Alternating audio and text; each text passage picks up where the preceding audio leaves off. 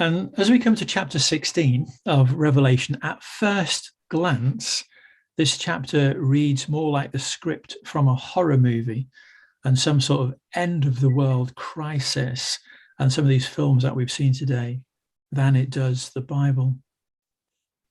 And so, what are we to make of this chapter with these 7 final plagues? And what are we to make of God, who apparently appears happy to cause so much suffering?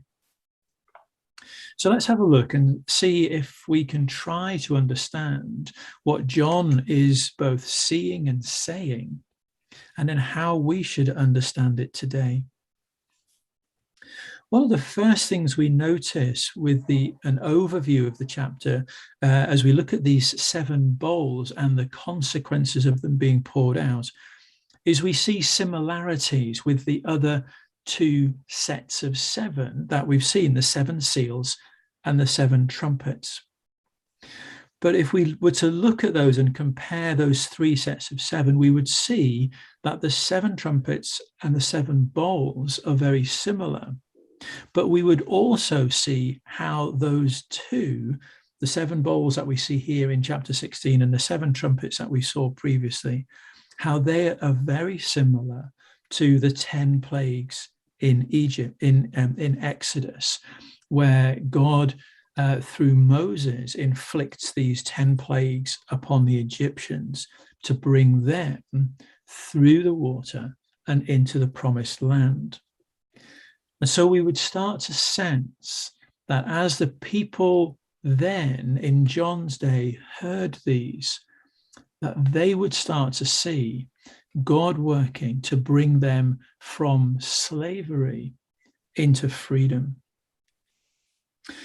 Now, some commentators would suggest that these 7 bowls that we see here in chapter 16 are the same ones that we saw in chapter 5, where in chapter 5, the bowls held the prayers of the saints. And so some commentators would suggest here that those prayers offered are now effectively answered, where we see God's judgment poured out in response to his people's cry for justice. And we see also running through this something of what we see in our own day, running through this chapter 16. The people upon whom these punishments are subjected had a low view of God. They cursed God. They refused to repent. They put themselves above him.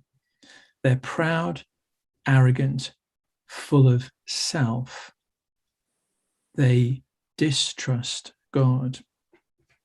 Some might say that they in John's day, just as people in our day, have turned the living word into simply a word, empty and of no meaning. And so as we come to look at these plagues, as we consider the first 3, we see their impact upon the people who had the mark of the beast, upon the land and upon the sea. And we see that it's those who have aligned themselves with the Antichrist. For John, this is Rome. We've seen that before. Remember, Rome promised peace and affluence. So those who chose to deny God, judgment is now given. And John says, this is fair. This is just. God is not being cruel or vindictive here. God has given time. God is patient. And yet we see how the people there refused to repent. They refused to accept God and all that meant. It's been said, and I can't remember who said it, that at judgment, all God does is simply to confirm for us the choices we have made in this life. And we see an echo of that here. These people had chosen to refuse God and to align themselves with Rome, as John sees it, the Antichrist. And now at judgment, all God simply does is confirm the choices that they have made. And these quotes of this song to God that we see in verses 5 to 7, again, a reference back to the Song of Moses. This is what we see John is saying. God's judgments are just and fair. They're not based on human fickleness, but upon God's eternal absolutes. And then we see in verses 8 to 11 the next two bowls poured out, and we see, as with the later plagues in Egypt, we see how these affect only the enemies of God. If you remember back to the 10 plagues, the first 2 or 3, God's people sort of experienced for themselves. But then after that, there's a separation, and it's only the Egyptians who experience the plagues and not God's people. And we see that here in John's writing, that it's not God's people who experience these plagues, it's the enemies of God. But we see too God's grace. They're still given opportunity to repent, yet they still refuse. And then we come to these final 2 bowls, the 6th and the 7th. And we start to see sort of an elaboration of some of these creatures, these 3 frogs that we see coming out of the mouth of the beast, out of the dragon, and out of the false prophet, these people or these symbolic characters that we've met before. And it's interesting that John sees them as frogs from Old Testament times. Frogs were regarded as unclean in the list of unclean things that God gives them, where the fish from the sea with fins and scales.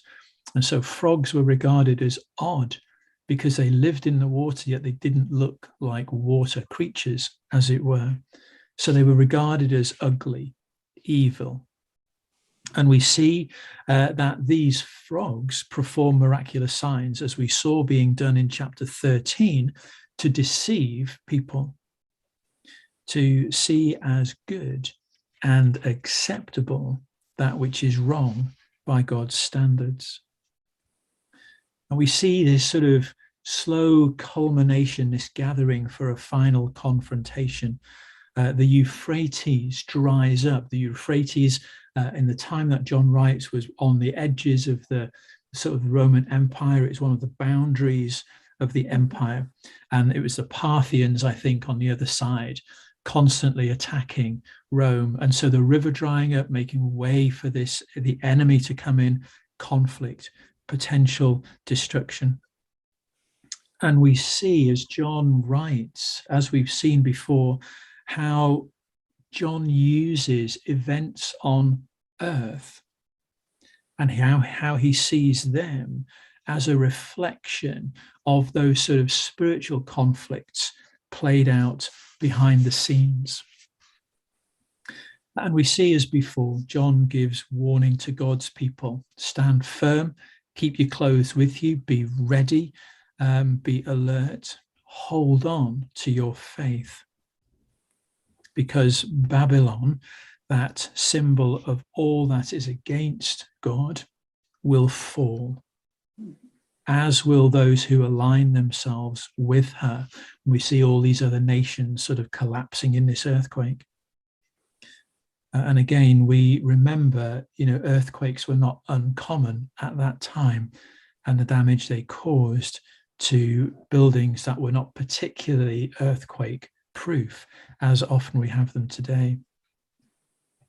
And we see woven into this John's warning and challenge to the Christians then and to us today. And we've seen it throughout Revelation.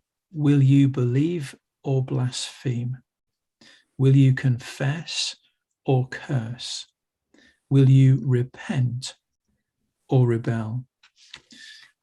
So I'll stop there. I'm sure this is going to